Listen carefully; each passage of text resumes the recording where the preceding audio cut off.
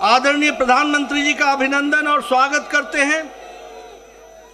साथ ही साथ गुजरात की जनता, गुजरात के कार्यकर्ता और तमाम कार्यकर्ता जो इस चुनाव में हिमाचल प्रदेश में, दिल्ली में लगे, उन सबको भी मैं तहे दिल से बहुत बहुत बधाई देता हूं और उनका भी अभिनंदन करता हूं। यह हम सब के लिए खुशी की बात है और आज बड़ा ऐतिहासिक दिन है। जब हम गुजरात के नतीजे देखते हैं तो आजाद भारत में रिकॉर्ड तोड़ते हुए ये जीत हासिल आदरणीय प्रधानमंत्री मोदी जी के नेतृत्व में हम सबको मिली है।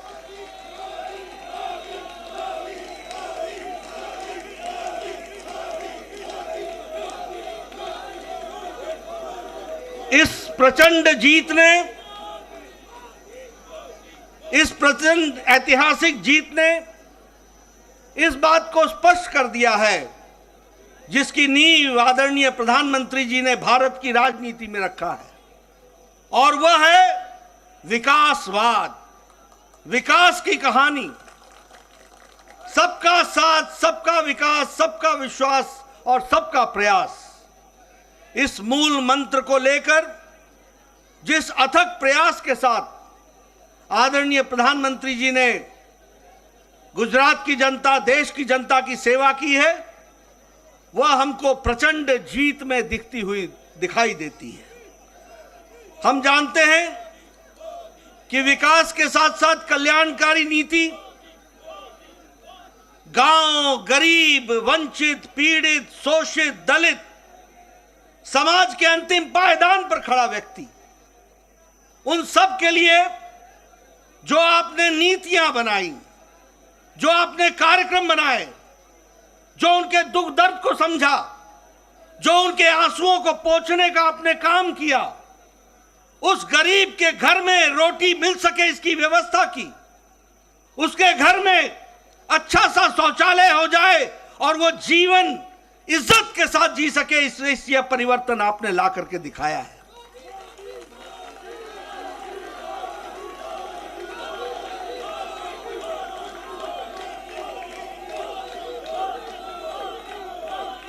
गरीब के घर में बिजली मिले 24 घंटे, उसको 2 वक्त की रोटी मिले, वह विकास करने के लिए उसके शिक्षा की व्यवस्था हो, स्वास्थ्य की व्यवस्था हो, महिलाओं की चिंता हो, युवाओं की चिंता हो, किसानों को इज्जत से आगे बढ़ने का मौका मिले, ये सारी नीतियों को आपने प्रतिपादित किया है। और जिस तरीके से आपने गुजरात में विकास में सारे रिकॉर्ड तोड़े हैं, गुजरात की जनता ने भी नतीजों में सारे रिकॉर्ड तोड़ दिए, यह भी आपको देखने को मिला।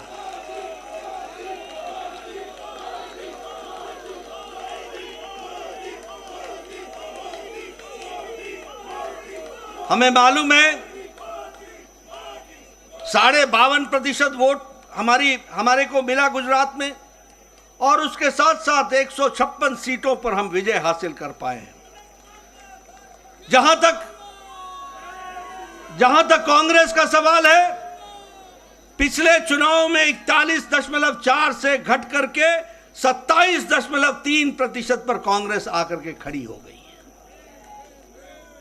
है। एक तरीके से उनका वंशवाद, परिवारवाद, अकर्मण्यता और गैर जिम्मेदाराना विपक्ष, यह सब मिलाकर के उनकी स्थिति इस तरीके की बनाता है।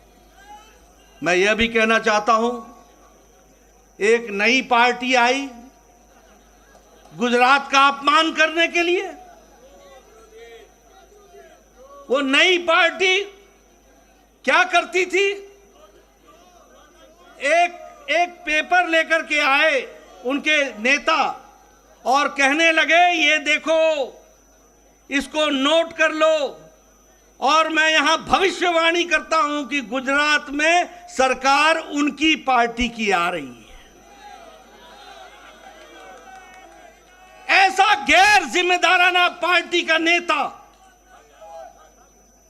जो इस तरीके से जनता के आंखों में धूल झोंकता हो, जनता को गुमराह करता हो, ऐसे नेता को आज नतीजों के बाद सार्वजनिक रूप से माफी मांगनी चाहिए गुजरात की जनता के साथ और भारत की जनता के साथ।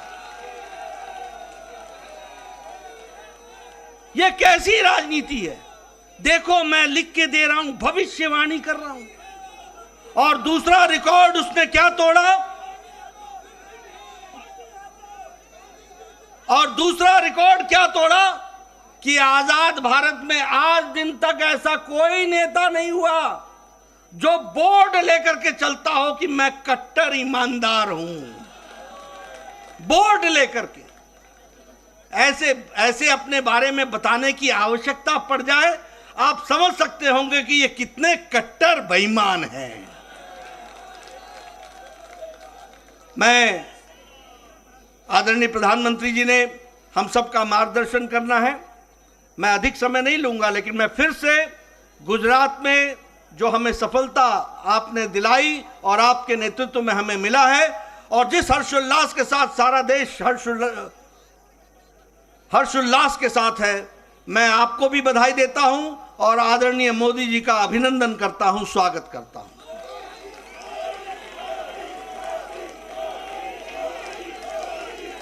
मित्रों,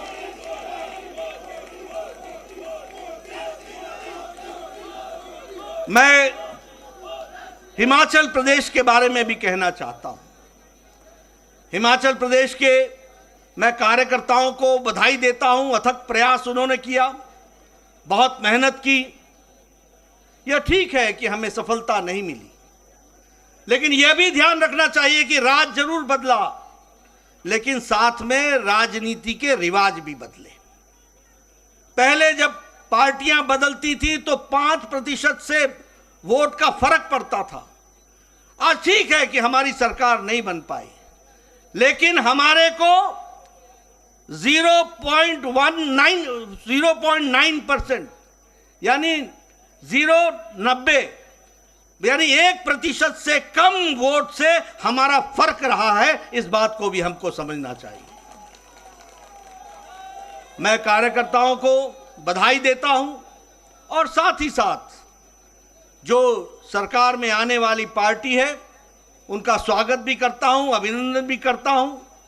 वो अच्छे काम में जुटे, अच्छे काम में, विकास में हम उनका साथ देंगे, लेकिन हम निश्चित रूप से एक कारगर विपक्ष की भूमिका निभाते हुए हिमाचल की जनता के इंटरेस्ट को और उनके हितों की चिंता करते हुए हम काम करेंगे। मैं यह भी बताना चाहता हूं कि वहां भी पंजाब से सटा हुआ, जहां आम आदमी पार्टी की सरकार है, उनसे सटा हुआ हिमाचल प्रदेश है। 67 सीटें चुनाव लड़ने आए थे और मैंने कहा था कि खाता तो खुलना छोड़ो, इनकी जमानत जब्त होगी, और 67 की 67 सीटों पर जमानत जब्त हुई और 25 सीटों पे नोटा से भी कम वोट आए हैं। 25 सीटों पे नोटा से भी कम वोट आए। मित्रों, अगर मैं दिल्ली की बात करूं, हमारे कार्यकर्ताओं ने बहुत मेहनत की, बहुत मेहनत की। मैं दिल्ली के कार्यकर्ताओं का अभिनंदन करता हूं, अभिवादन करता हूं।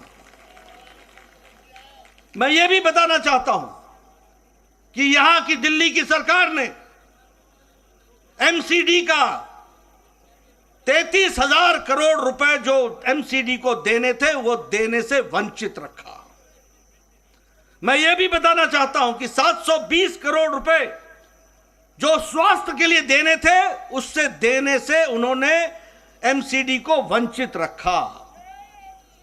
मैं यह भी बताना चाहता हूं कि लगभग 450 करोड़ जो शिक्षा पे खर्च होना था, यह दिल्ली के हितकारी बोलते हैं अपने आप को, इन्होंने जितना दिल्ली का हित का खनन किया है वह आपके सामने रखना चाहता हूं। शिक्षा में भी 450 करोड़ रुपए जो एमसीडी को देना था वह देने से उन्होंने वंचित रखा। और इतना ही नहीं, जब म्युनिसिपल कॉरपोरेशन ने कहा कि हम अपने बॉन्ड्स, म्युनिसिपल बॉन्ड्स बना करके हम जनता से पैसा उठाते हैं, हम मार्केट से पैसा उठाते हैं, लेकिन हम दिल्ली की जनता की सेवा करने के लिए आतुर हैं, तो उसका भी परमिशन यहां की दिल्ली की सरकार, जो दिल्ली विरोधी है, उसने नहीं दिया। इसके बावजूद भी हमारे कार्यकर्ताओं ने शानदार प्रदर्शन करते हुए एक शानदार तरीके से चुनाव को लड़ा और बहुत कम अंतर है। और मैं जरूर कहूंगा कि एक अच्छी विपक्ष की भूमिका हम निभाते हुए उसको भी हम आगे बढ़ाएंगे और उसको भी हम पूरा करेंगे। मैं मित्रों, आपके और आदरणीय प्रधानमंत्री जी के बीच में बहुत समय नहीं लेना चाहता। आज एक बाई इलेक्शन हुआ है जिसमें बिहार में हम कुर्नी में बाई इलेक्शन जीते हैं। यह चुनाव जब से जनता दल यूनाइटेड हमसे अलग हटी और महागठबंधन में गई और ये कहते थे कि अब यह गठबंधन का कोई तोड़ नहीं है, इस महागठबंधन को भी दूसरी बार हराते हुए कुर्नी की भी विधानसभा भारतीय जनता पार्टी ने एक तरफा जीती है। ये बिहार के आने वाले नतीजों के बारे में इंगित करता है, बिहार के आगे के चुनाव के बारे में इंगित करता है। ये दूसरा चुनाव है जब नीतीश जी आरजेडी से मिल गए और कहा कि ये तो अब बड़ा भारी कास्ट का अलायंस होगा। हम इनको भी ये बता देना चाहते हैं कि आदरणीय मोदी जी के नेतृत्व में चाहे उत्तर प्रदेश हो चाहे बिहार हो, मैथमेटिक्स नहीं चलता, केमिस्ट्री चलती है, प्यार चलता है। और लोग विकास को वोट देते हैं, आदरणीय प्रधानमंत्री जी को वोट देते हैं। मित्रों, हम इसी तरीके से आगे बढ़ेंगे। आज आपके और प्रधानमंत्री जी के बीच में ज्यादा समय न रहता हुआ, आज सच में ऐतिहासिक दिन है जिस दिन आजादी के बाद गुजरात में हमने सारे रिकॉर्ड आदरणीय प्रधानमंत्री जी के नेतृत्व में तोड़े। और मित्रों, यह भी याद रखना कि प्रधानमंत्री जी ने जितनी अथक मेहनत चुनाव में करते हैं वह हम सब के लिए अनुकरणीय है, वह हम सब के लिए दिशा देता है, वह हम सबको बताता है कि किस तरीके से भारत की जनता को आगे बढ़ाने के लिए आदरणीय प्रधानमंत्री जी दिन रात काम करते हैं। मैं इन्हीं शब्दों के साथ पुनः उनका हार्दिक अभिनंदन करता हूं, स्वागत करता हूं और उनका जो मार्गदर्शन हमको मिलेगा, मैं विश्वास दिलाता हूं कि भारतीय जनता पार्टी के करोड़ों कार्यकर्ता आपके रास्ते पर चलेंगे और आपके माध्यम से देश को आगे बढ़ाने में